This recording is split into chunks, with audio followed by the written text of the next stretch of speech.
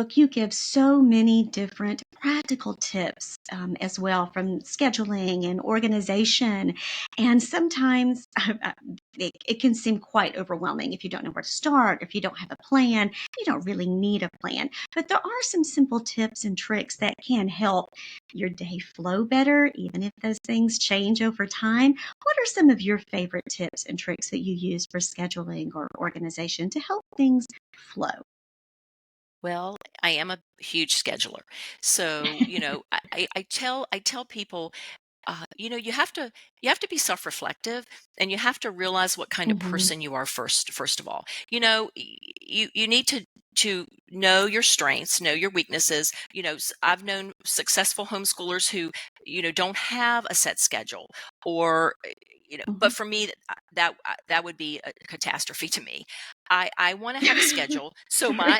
my children knew that we Mhm, started the day around, it depended, 8:30, quarter till 9. We would start our day. We would be up and ready.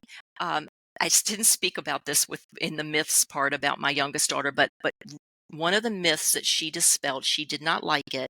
And if you homeschool in your pajamas, good for you. But in our family, it really bothered my daughter when people would say, "Do you wear your pajamas all day?" And it would just make her so mad, because she likes to get up.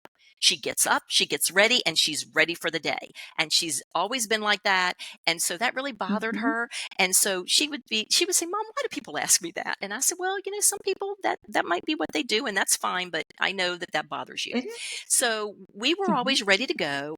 And so we would start, and we would always read our Bible and pray first, because to me, that's the key to your successful day right mhm. there. Yes, And I yes. hope I'm not Set the jumping ahead tone. to something. Mhm. It is. And I hope I'm not jumping ahead Mm-mm. to something you're going No. to ask me, but I had to get up earlier than my children from little up, because if I don't have time Mhm, with my Bible, and with my Jesus calling, and with my daily bread, and with my prayer journal, mhm, my day falls apart very quickly.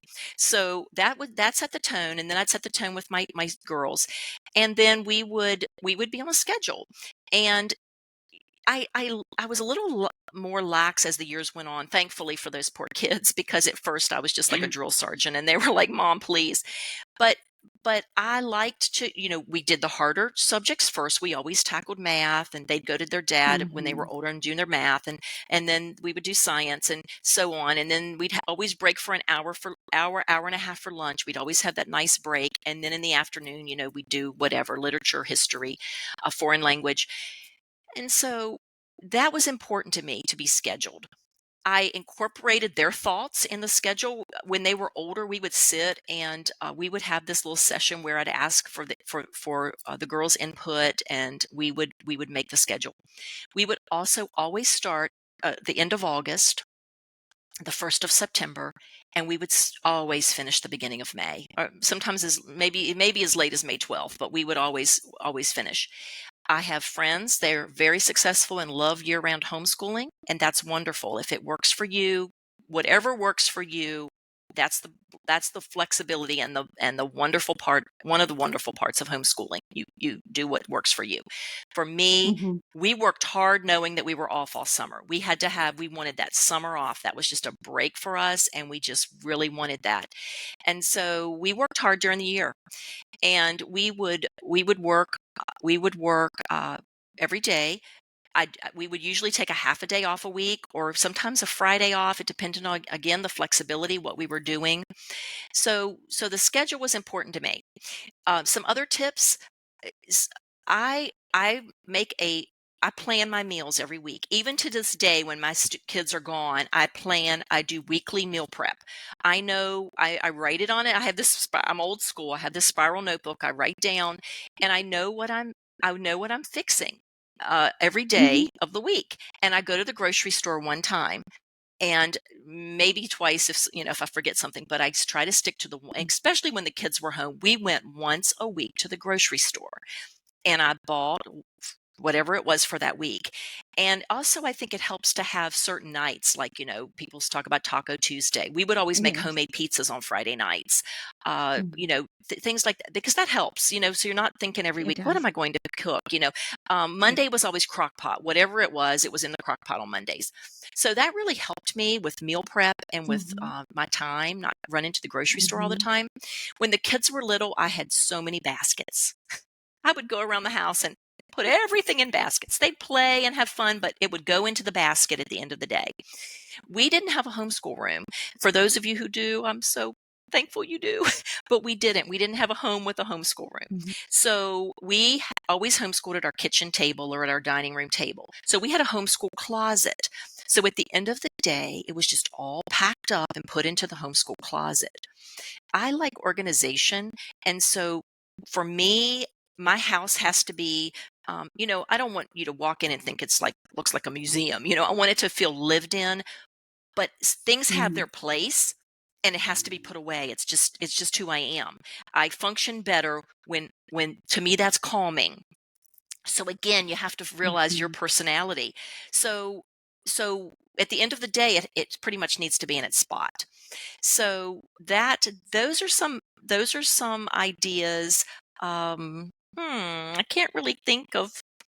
I know I wrote of others in the book. I'm not thinking of It's them right okay. now. But I just think it's important that you realize what works for you and you stick to it. It makes me sad when I talk to people that say we are so behind. We are struggling so much.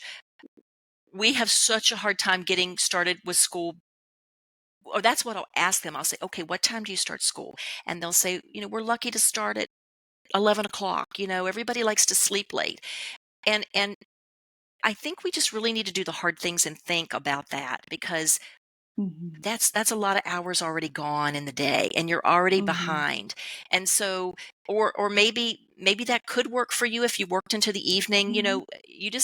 But you do have to put in the hard work, or Mhm. you are going to be behind. And I don't want Mhm. anyone to think that homeschooling, we know homeschooling's hard work. We put we it is, we're pouring into our kids and we're doing the hard work. I'm going to tell you all, it pays off hugely. It pays off hugely. I get the blessing of hindsight. I mean, I have a 32-year-old, a 29-year-old, and a 20-year-old. I get to see the fruits of the labor, and I get to see how they've succeeded in adulthood. And it's a wonderful thing. And I encourage you all, do the hard work, push, ask for help, pray for help, and the hard days go into months, go into years, and before you know it, you look and you think, wow, wow, we've done it. And with God's help, we've done it. What a great feeling. What a great feeling. Oh, I don't think there is any greater blessing because it's such an accomplishment. It is. You've poured into your children, and there is no greater blessing. It's No true. greater You get to blessing. reap, you get to Just reap the benefits. And yeah. you do when you're going through it, you get to reap the benefits of the flexibility and the thinking outside the box and the time with your children. I mean, you have a front row seat to watch your children. That's one of my regrets. My older two, I started homeschooling the oldest in 6th grade, the middle one in fourth grade, and but I homeschooled our youngest the entire time. I got to see all of those aha light bulb moments, when she Mhm. started to read, and when she gets some kind of concept.